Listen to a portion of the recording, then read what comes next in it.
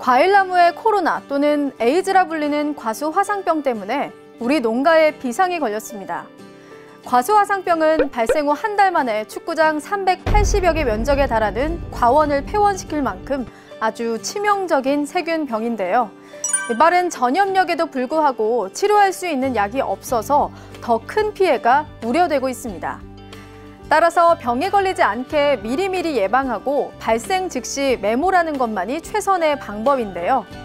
배와 사과나무의 최대 적, 과수화상병 대처 요령에 대해 알아봅니다. 과수화상병은 세균에 의한 병으로 나무의 껍질이나 가지의 궤양에 휴면 상태로 존재하다 초봄에 기온이 상승하면 궤양 부위로부터 활성화되는데요.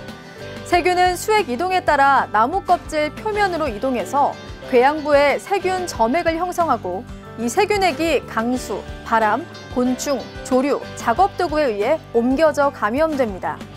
그리고 감염된 꽃에 접촉한 곤충이나 비를 통해서 주변에 개화된 꽃으로 점점 더 병균이 퍼지게 되는데요. 감염된 꽃에서 신초로, 신초에서 새로운 신초로 감염이 확산되거나 농작업자의 작업도구에 의해 전염되면서 결국 나무 전체가 고사하게 됩니다. 이름에서 알 수 있듯 화상병에 감염된 식물체는 이렇게 불에 탄 것처럼 가지, 꽃, 잎들이 괴사하는 현상을 보이는데요. 꽃은 물에 적신 듯이 시들면서 갈색으로 변하고 과일은 감염 부위가 검은색으로 변하고 마른 것처럼 보이며 잎은 시들어 사과나무에서는 갈색으로, 배나무에서는 검은색으로 변합니다. 또 가지와 새싹은 끝이 지팡이처럼 휘는데요. 습할 때는 신초에 이렇게 세균성 즙액이 나타나고 죽은 잎이 붙어있는 나무까지는 불에 의해 탄 것처럼 보입니다. 과수화상병은 현재까지도 확실한 방제 방법이 없습니다. 따라서 예찰을 철저히 해서 발생 즉시 신속하게 조치를 취해야 하는데요.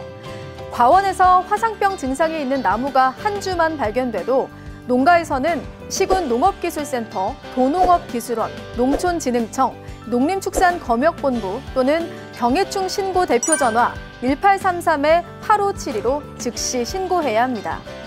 그리고 농촌진흥청, 농림축산검역본부, 지자체에서는 병이 의심된 가지를 우선 채취해 국립농업과학원 작물보호과로 보내고 임시조치로 의심주 제거 및 해당 과원 출입을 통제해야 합니다.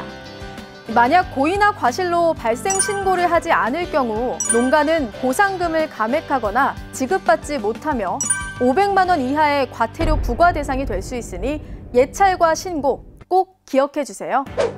그리고 아직 발병하지 않은 농가에서는 과수화상병 예방을 위해 다음 사항들을 반드시 준수하셔야 하는데요. 첫째, 작업자의 신발, 장갑, 가위 등을 수시로 소독해야 합니다. 소독 방법은 70% 알코올 또는 일반 락스 20배 희석액에 담그거나 분무기로 골고루 뿌려줍니다. 둘째는 방화곤충의 이동을 제한해야 합니다.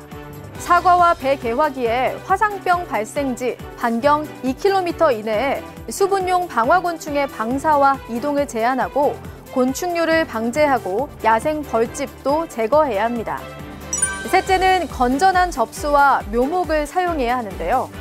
과수 대목이나 접수 그리고 묘목은 화상병 발생 시군과 인접 시군 또는 왜곡이나 출처가 불분명한 지역의 것을 사용하지 않아야 합니다.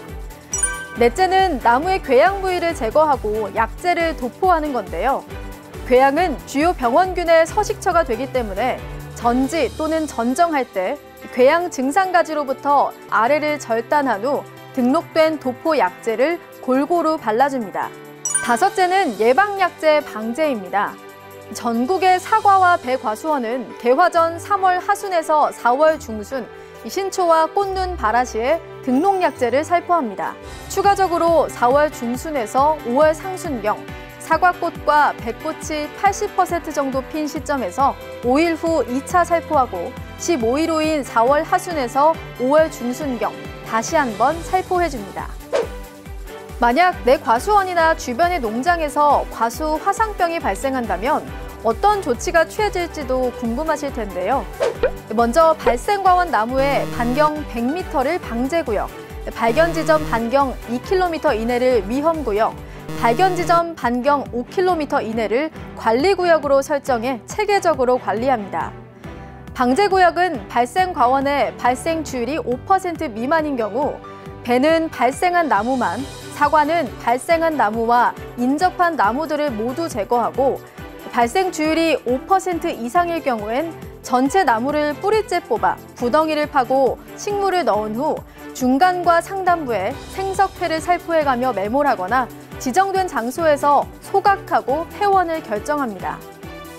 그리고 발생률이 5% 미만이더라도 2곳 이상 산발적으로 발생될 경우에는 전체 과원을 폐원하고 폐원된 곳에선 3년간 사과와 배 등 화상병 기주식물 재배가 금지됩니다.